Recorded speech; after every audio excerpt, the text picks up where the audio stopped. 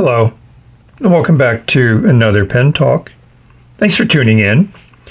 Thanks for joining me as I explore, investigate, and reveal some of the wide world of pens that we are very fortunate to be able to enjoy. Yes, you see in front of you a pen that has been disassembled, probably more than you've seen before. It's a Jinhao 80. I was motivated by Doug Rathburn's review, even though I didn't want the pen, I had no desire to get the pen. I had an order for a bunch of pens from a particular seller on AliExpress, and this was one of them, and the price was good and included shipping, so I bought it. It arrived, and one of my intentions was I was going to swap the nib out for a bunch of Lamy nibs, which I have, which we will look at later. But this nib will not come off that feed no matter what I do. And I even used pliers. But I was able to get the feed out of this one-piece injection molded section because I have this very thin metal rod which will just fit in there and allow me to punch out the feed. I thought maybe I could remove the nib once I did that, but I couldn't. But thankfully, I have some spare Lamy style feeds. I think these are from a Wing Sung. I don't know when I got them or where I got them. Bobby could have sent them to me, but I have them. So I could use this to try and experiment with different nibs. The other thing that's apparent with this pen is it's reportedly made of macrolon. So macrolon is a polycarbonate thermoplastic which has glass fiber in it, and the mold is textured to give it that look. And there's also in here, if you can possibly see it, there it is, the seam. So definitely injection molded, and there's the seam that's 180 degrees from it. This is an interesting pen on many levels, and we're going to look at it.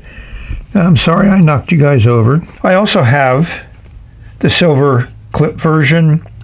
I got another black one, and I have a red one, because now they come in colors. Here's some examples of the colors they come in.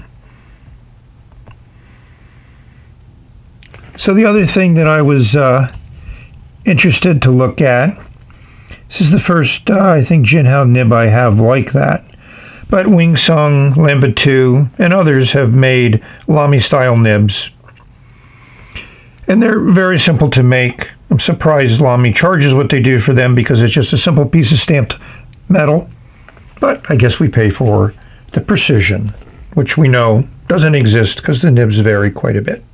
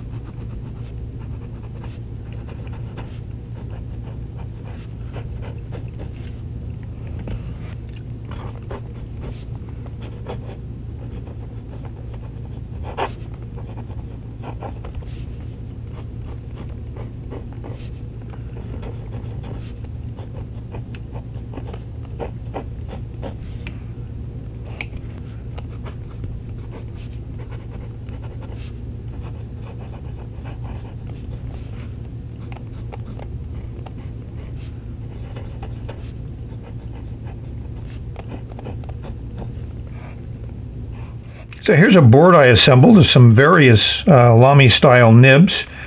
And you might say, wow, that's a lot of nibs. And I'll say, unfortunately, or fortunately, not all that I have. I collected quite a bit. When I saw them for sale, mostly on eBay, I snagged them up. So let's look a little bit more closely at these nibs.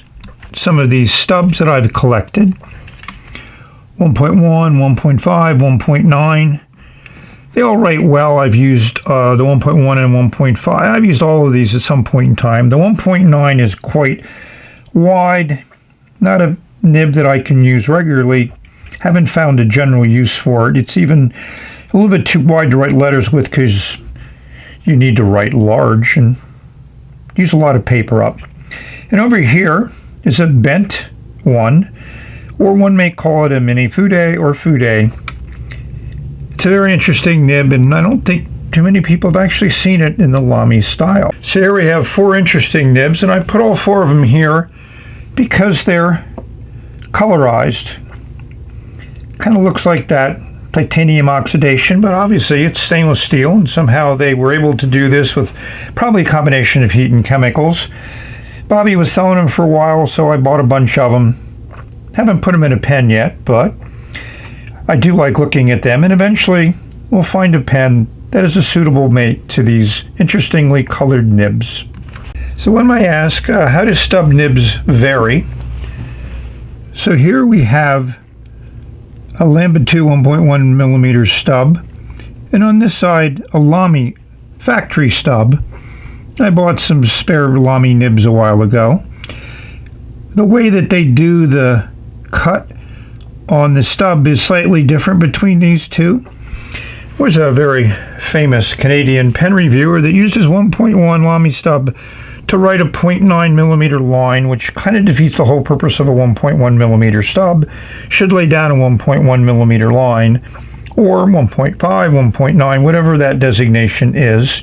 You know, one of the other things that vary is how sharp the stub is, how rounded the edges are, and that rounding may reduce the actual contact area. Both of these measure about 1.1 millimeter when you try to use calipers at the end of the nib. So one may ask about extra fine, fine, and medium nibs. I think this is an excellent example of showing you how the tipping material varies based on the size of the nib, which is what should happen. The extra fines are very fine. The fines are fine. And the medium gives you that extra little tipping material, which lays down a broader line when you write with it. So one may ask about cursive italics. So this nib on the right was ground by a nib grinder that I've worked with a few times, and he sells a lot on eBay. It's a fine nib ground to a cursive italic, and I've had this in a pen for a long time, like an everyday carry, and I love the nib. It just gave you a nice little line variation. And next to it is a Jinhao fine nib, just so you can hopefully see a little bit of the difference in how that nib was ground, or one may refer to it as a cut. I figure we needed to look a little bit more closely at the ground nib. Hopefully the camera's picking up the way that nib is cut to give it an interesting character when you write with it. To me, I enjoy that. I also enjoy a regular fine nib because that's just a consistent line and not sensitive to angle like the cursive italic is.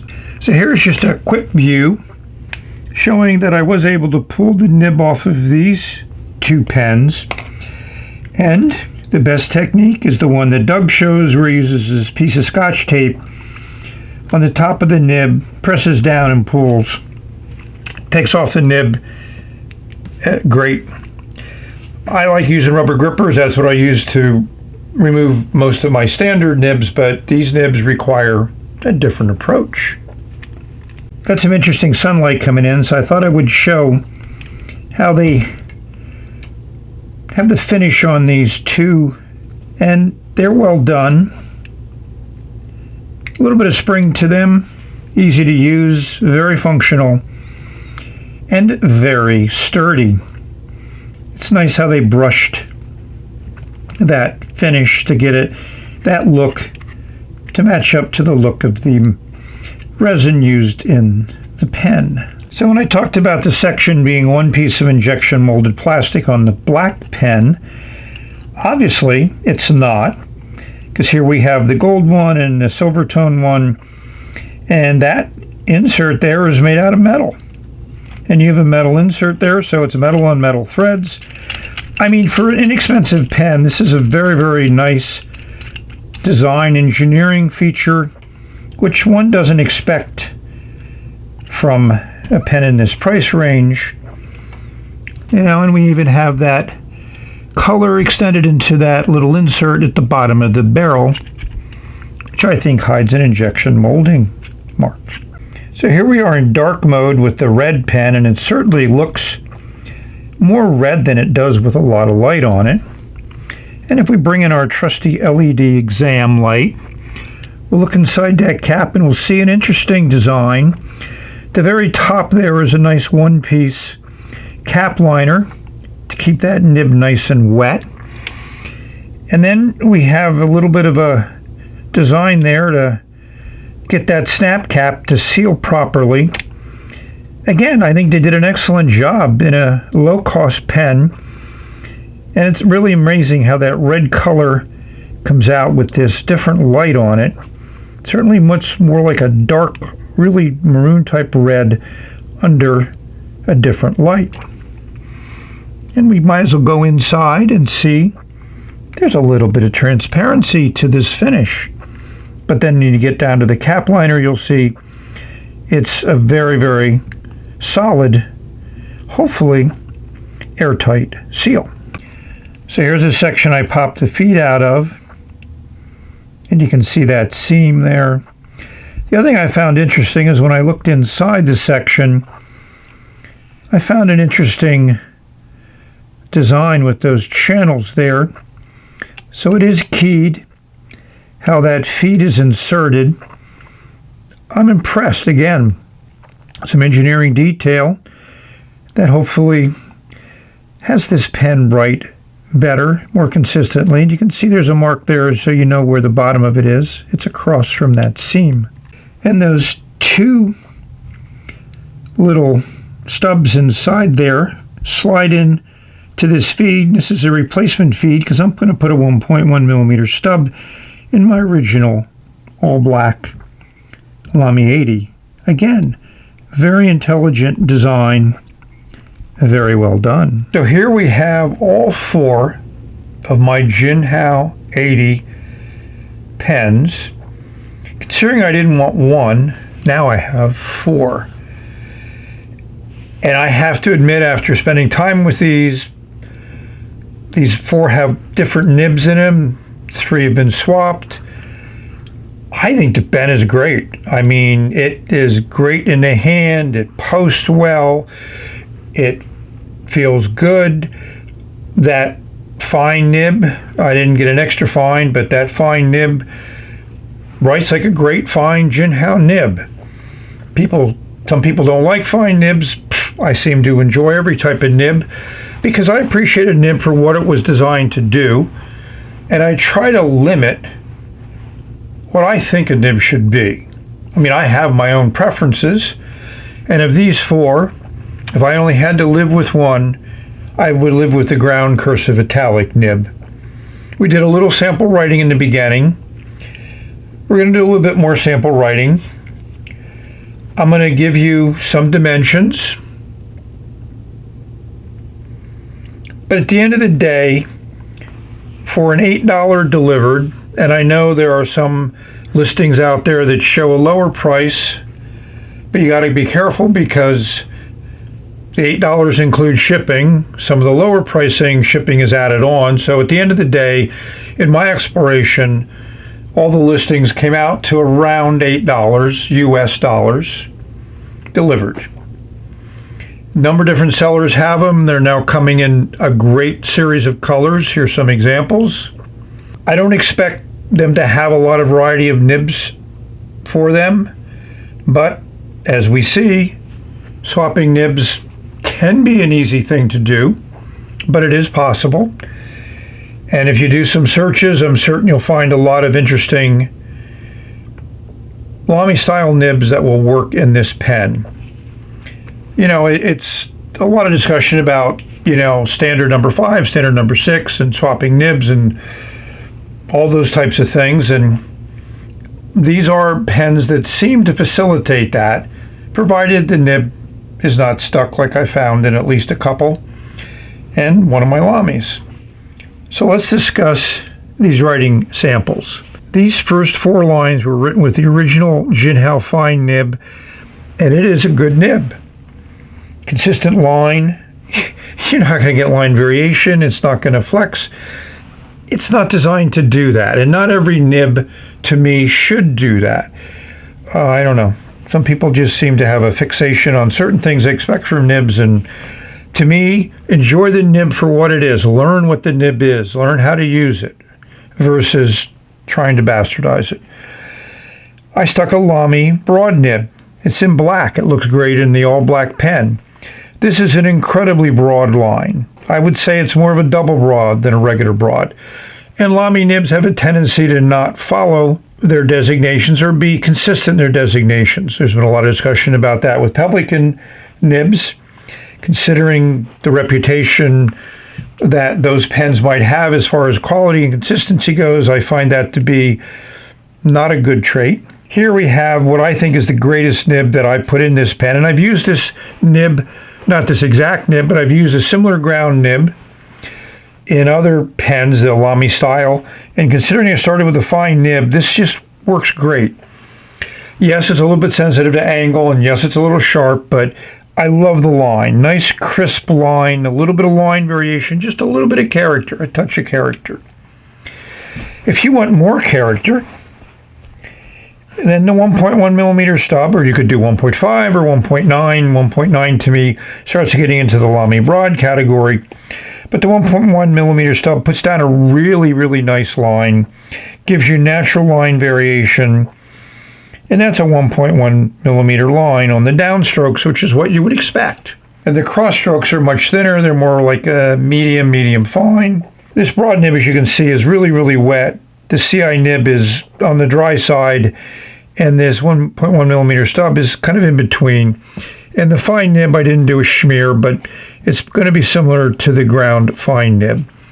So that's my description and commentary on the writing with these different nibs. So that's my review of this pen. I hope this video finds all of you safe, healthy, and happy, enjoying your pens, enjoying exploring the wide world of pens, either virtually through videos like this or actually having pens in your hand.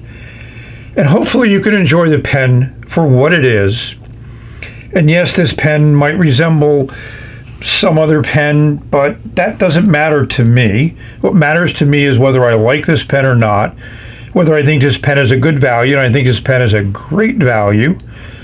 I would rate it at a 9.8. That's a high rating. I think it's good. I think they've done an excellent job. I think the colors are really nice, giving you some variety. You know, it's functional. It works great. And that's what a pen is for. So thank you all for watching. I hope you enjoyed this video, something a little bit different. And we're going to say bye-bye. Enjoy your day. Enjoy your pens.